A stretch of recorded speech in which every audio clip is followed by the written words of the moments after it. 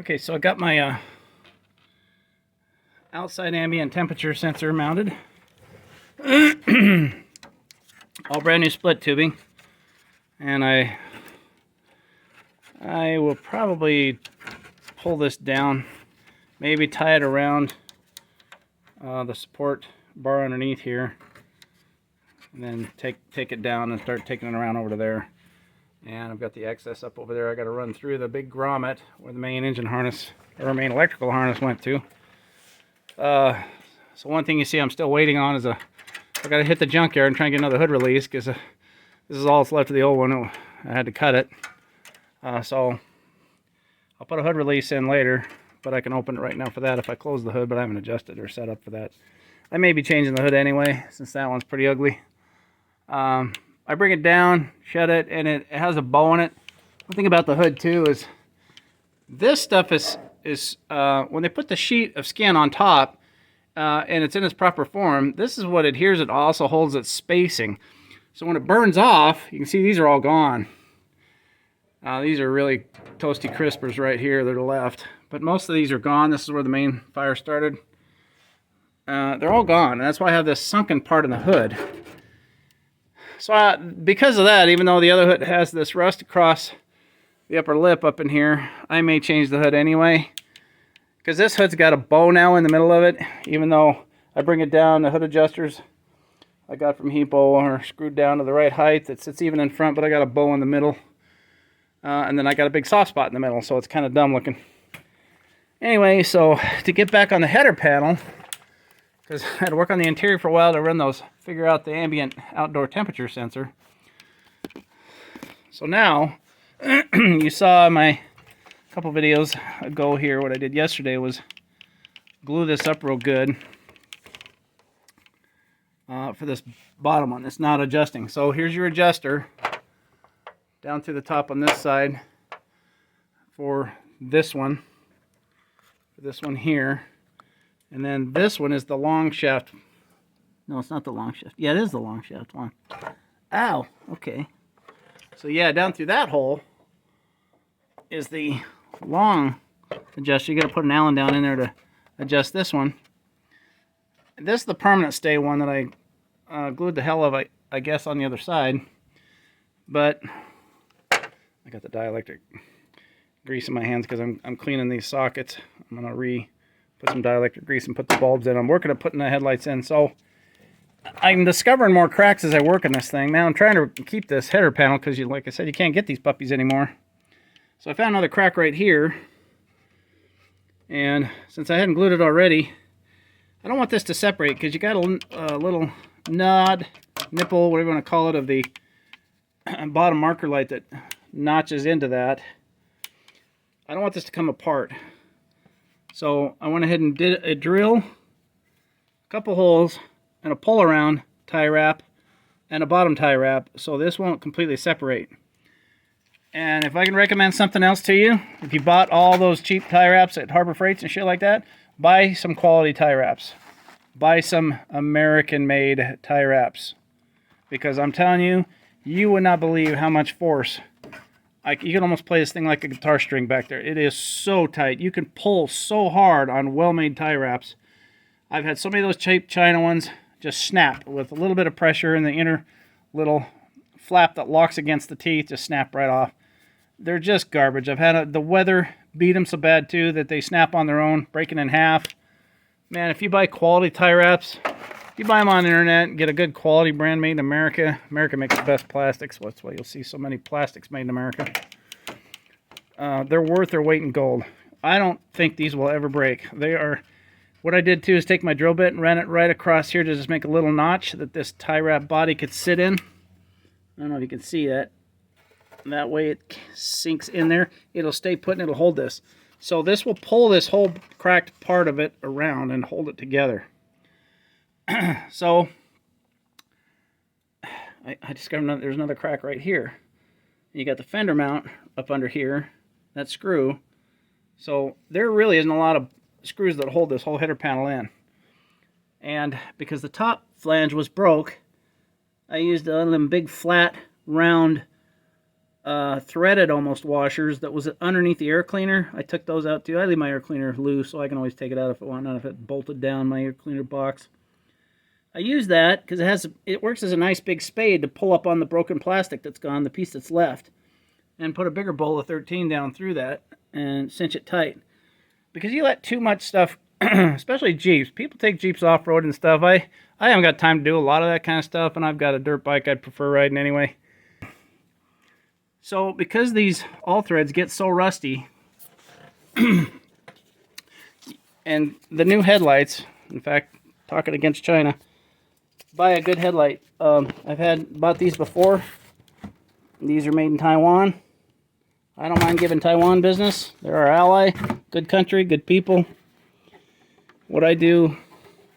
So I got brand new headlights for this puppy. But these headlights, the balls have to snap into these.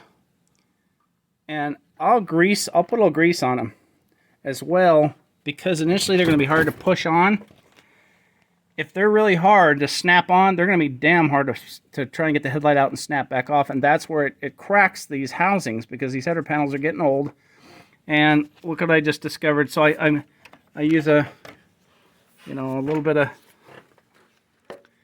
I run this around this Brillo pad kind of thing, cleaner, to clean the balls.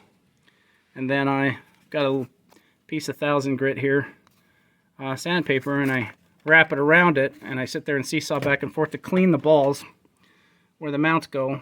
And then I'm still going to put some grease on them, because when I did that on my wife's, man, her headlights snap in and snap out real nice and easy now, not so dang hard. And it won't risk breaking this plastic. But look at this one. I didn't realize, I don't know if this is the side I did all the big JB welding on the inside or not, but I see this one has also got a broken housing. Look at the plastic's busted all the way around it, and it's moving.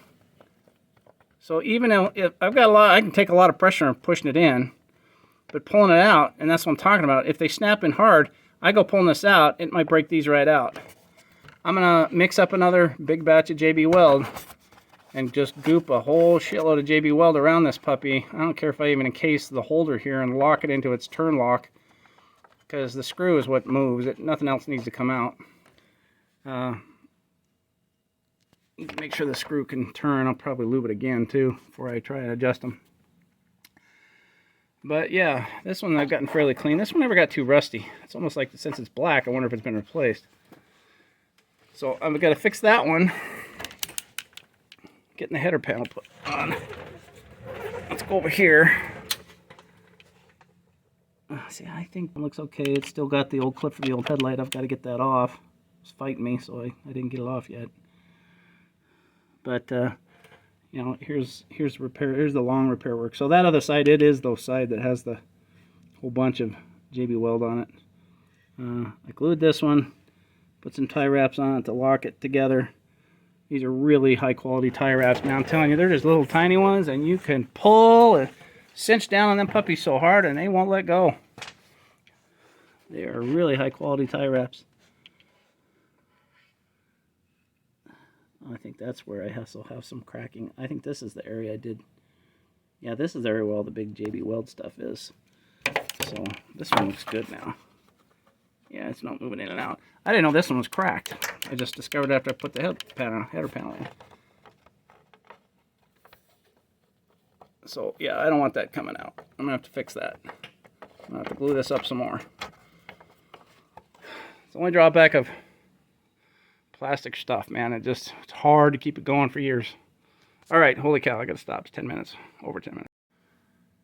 Okay, following up, next day, JB welded this up real good. And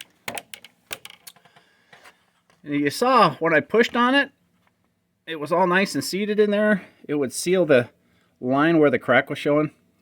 That's why I like to glue things, but I can't sit here and push on stuff.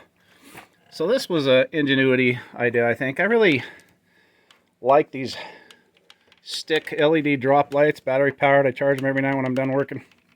They have really strong magnets to them. So I thought, you know what would work? I'm thinking about how to get this with some pulling back pressure on it. I have two of these. I took the magnet off this one, I'm a genius, as Sid would say. And I stuck the magnet down there, pulling on the all-thread part of that headlight adjuster bolt. And it worked. Setting it back there with the strength of it, and that all-thread so close to that hole, it pulled it back and seated it well. So this JB weld had a chance overnight to dry real well. So that worked well. Still wondering if I ought to maybe drill a couple holes and put a tie wrap around that one, that crack. I don't like wasting JB weld too much, but man, it's the strongest crap. It's really good stuff.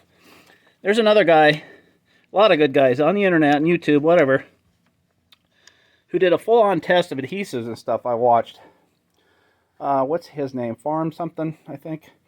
And he did all these adhesive tests. I mean, he tests, you know, the Gorilla Glue stuff, but JB Weld was the best. 2-part epoxy. He's done tests on cutting apart oil filters. That's why I buy the Napa Gold oil filters now, because they're the best. So yesterday I got this whole headlight assembly and marker lights put in. I need to pull my magnet and put this light back together. So, God, are they strong. I've got a bigger round light my son got me last year for Christmas, but it's magnets. That's the one that popped. My head bumped it off the hood, fell down the engine bay earlier. You'd seen in an earlier video. And its magnets are not near as strong as these nice little, kind of, I guess it's a fluorescent greenish yellow back. These two are. I've got these at Bimart for like $20, $19.99. They're fabulous, and they're really strong magnets. You can stick them anywhere and they stay underneath the car. But there's only one magnet at the base, so when I'm laying up underneath there trying to light up the transmission, having to go against the swing arm or frame or something, angle just right. Sometimes it's hard to get it to find a good position to use it. But anyway, so talking about the lights, the header panel, trying to salvage a header panel. This one snapped in good. This one snapped in good. But this bottom one, even though I'm cleaning those balls with sandpaper and I put some grease on them, I showed you the snap-in on these aftermarket headlights, the Taiwan ones are nice, but the snap-ins are so hard. You got to sit here and really bump this thing. I mean, it took me about 8, and I had to slowly keep increasing my bump pressure to get this bottom one down here to finally snap in. And that's the problem. I'm so worried about breaking that plastic up by hitting the headlight. You want to start off very ginger, but if it ain't snapping in, even though you got grease on it, you got to keep hitting it, keep hitting it, keep hitting it until finally it snaps in. So this one looks good. I got to do this side over here, get the headlight, all that stuff put in, get back. Okay, so I've ran the wires, poked right next to the big grommet for the ambient temperature sensor. Went in right next to it. If I could light this up. There we go. Blocking. So I went off to the right in that. Fished it through.